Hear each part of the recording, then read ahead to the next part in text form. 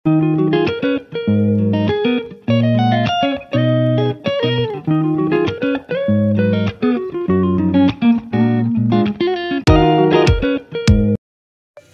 দেখো আমার মায়ের কারসাজি, কিছু না কিছু করা চাই, কিছু না কিছু করতে যে কি ভালো লাগে মানুষটার আমি জানি না। একটু আরাম করতে ভালোবাসে না, অথচ ব্যথা বুদ্ধি তো থাকেই শরীরে।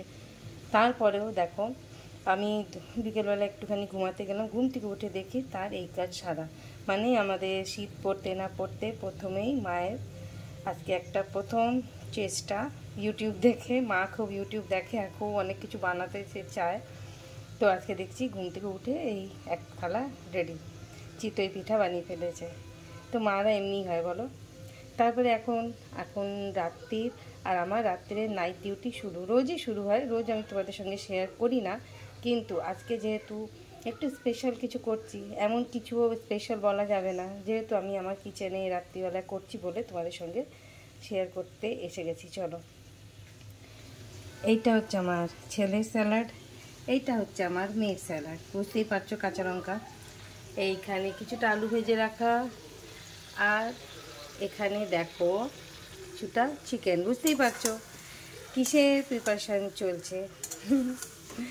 এই চিকেন আর আলু দিয়ে কি আর হবে, রাত্রিবেলায় বেশি ঝামেলা না, জাস্ট একটা আইটেম আর স্যালাড, ব্যাস জমে ক্ষীর।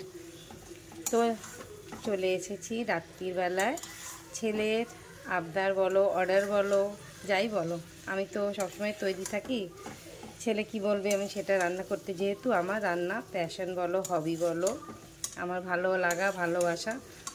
তো চলো, ছোট্ট করে বললো মা বিরিয়ানি বানিয়ে দাও। তাই বললাম কিনে খা বিরিয়ানি, বলছে না কেনাটা ভালো লাগে না, কেনাতে অনেক হেভি হয়, এই হয় সেই হয়, নানান রকম বললো, মানে আমাকেই বানাতে হবে আর কি। তারপরে এই যে চাল ভিজিয়ে রেখেছি।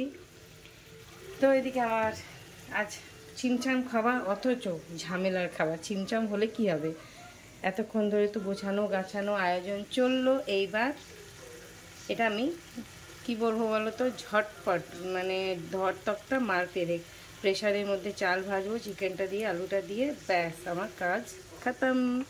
এক সিটি মারতে মারতেই আমার গ্যাস অফ করে দেবো, তারপরে হবে গরম গরম সার্ভ। তো আমার মেয়ে অফিস থেকে ফিরবে রাত 1টা, তো আমি আর মেয়ে তখনই খাবো। আমাদের তো জানোই, মানে 9টা হচ্ছে আমাদের সন্ধে, আর রাত্রির 12টা 11টা হচ্ছে আমাদের রাত।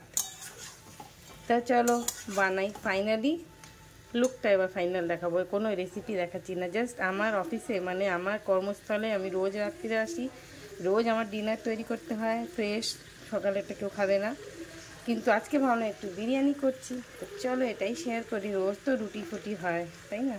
চলো।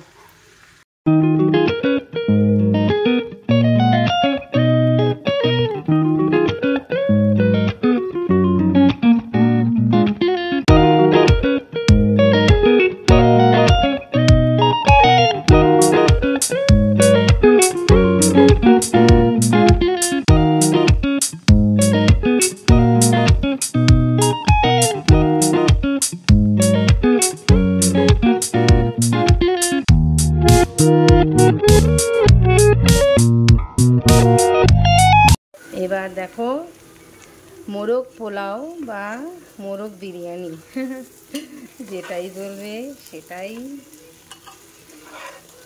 গন্ধ তো বেশ ভালো বেরোচ্ছে। এবার খানেওয়ালারা বলবে কেসা বানা।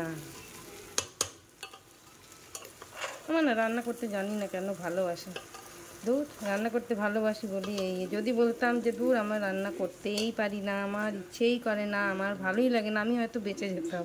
কিন্তু আমি রান্না করতে ভালোবাসি, তাই জন্যই আমার এত পানিশমেন্ট। যখন তখন অর্ডার হয়, মা এটা করো, মা ওটা করো, মা সেটা করো, মা এটা করো, আর যেমন বলা তেমন কাজ, আমিও লেগে পড়ি। এখন প্রায় 9টা বাজে, 9:30 রাত 9:30। আমাকে বললো, আমি বললাম চল বিরিয়ানি বানায়া যায়।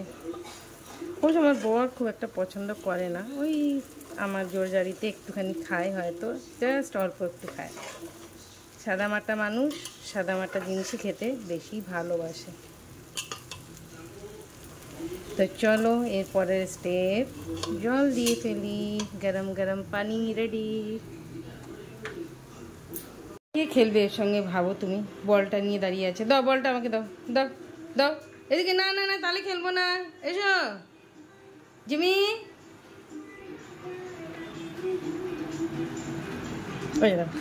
এদিকে আয়, এদিকে আয়, এদিকে আয়, এদিকে না, বলিস না।